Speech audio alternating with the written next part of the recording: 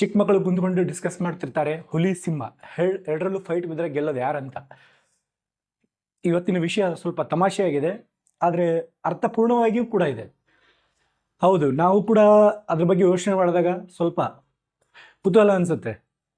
ಎರಡು size same, ಎರಡು ವ್ಯಾಘ್ರಗಳು, ಎರಡು ಕಾಡಲ್ಲಿ ಡಾಮಿನೇಟ್ ಮಾಡೋ ಅಂಥ ಜೀವಿಗಳು.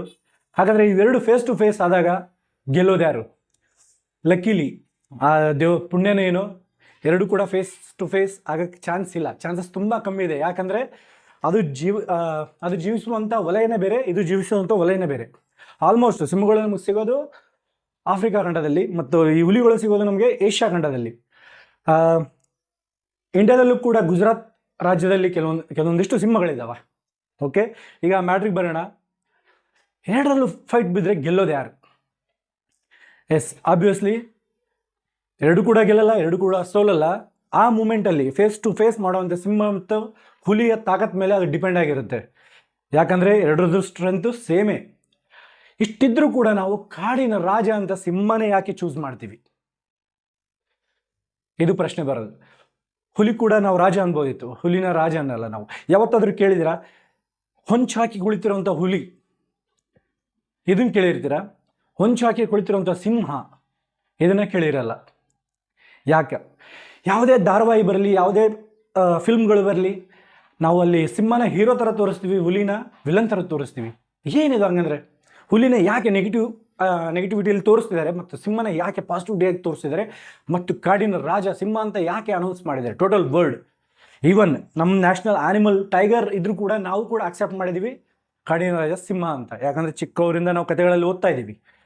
ಹಾಗಾದರೆ ತಿಳ್ಕೊಳ್ಳೋಣ ಸ್ನೇಹಿತರೆ, ಯಾಕೆ ಕಾಡಿನ ರಾಜ ಸಿಂಹವಾಯಿತು? ಮೊದಲನೇ ಕಾರಣ ಇಲ್ಲಿ ಏನಂದರೆ, ಸಿಂಹಗಳು ಏನಿದಾವಲ್ಲ, ಒಂದು ಗುಂಪಲ್ಲಿ ಜೀವಿಸಲು ಇಷ್ಟಪಡ್ತವೆ ಮತ್ತು ಆ ಗುಂಪಲ್ಲಿ ಸುಮಾರು ಹೆಣ್ಣು ಸಿಂಹಗಳಿರ್ಬೋದು, ಸುಮಾರು ಗಂಡು ಸಿಂಹಗಳಿರ್ಬೋದು, ಸುಮಾರು ಮರಿಗಳು ಕೂಡ ಇರ್ಬೋದು. ಈ ಎಲ್ಲದರ ಜವಾಬ್ದಾರಿ ಅದರ ನಾಯಕಂದಾಗಿರುತ್ತೆ. ಅಂದರೆ ಇಲ್ಲೊಂದು ಲೀಡರ್ಶಿಪ್ ಕ್ವಾಲಿಟಿ ಇರುವಂಥ ಒಂದು ಸಿಂಹ ಕ್ಯಾಪ್ಟನ್ಸಿ ಮೇಂಟೈನ್ ಮಾಡ್ಕೊತ ಆ ಗುಂಪನ್ನು ಕಾಯ್ತಾ ಇರುತ್ತೆ. ಅಂದರೆ ನಾವು ಈ ಮನುಷ್ಯರು ಯಾವುದರ ಒಂದು ಫ್ಯಾಮಿಲಿಲಿ ಬದುಕ್ತಾ ಇದ್ದೀವಿ, ಸೇಮ್ ಅದೇ ಥರ ಈ ಸಿಂಹಗಳು ಕೂಡ ಒಂದು ಫ್ಯಾಮಿಲಿ ಮಾಡ್ಕೊಂಡಿರ್ತವೆ. ಆದರೆ ಹುಲಿಗಳ ವಿಷಯದಲ್ಲಿ ಇದಾಗಲ್ಲ. ಹುಲಿ ಒಂದು ಸಾಲಿಟರಿ ಆ್ಯನಿಮಲ್, ಅಂದರೆ ಇದು ಸಂಘಜೀವಿ ಅಲ್ಲ, ಇದು ನಾಚಿಕೆ ಸ್ವಭಾವದ ಪ್ರಾಣಿ, ಇದು ಏಕಾಂಗಿಯಾಗಿರಲು ಇಷ್ಟಪಡುತ್ತದೆ.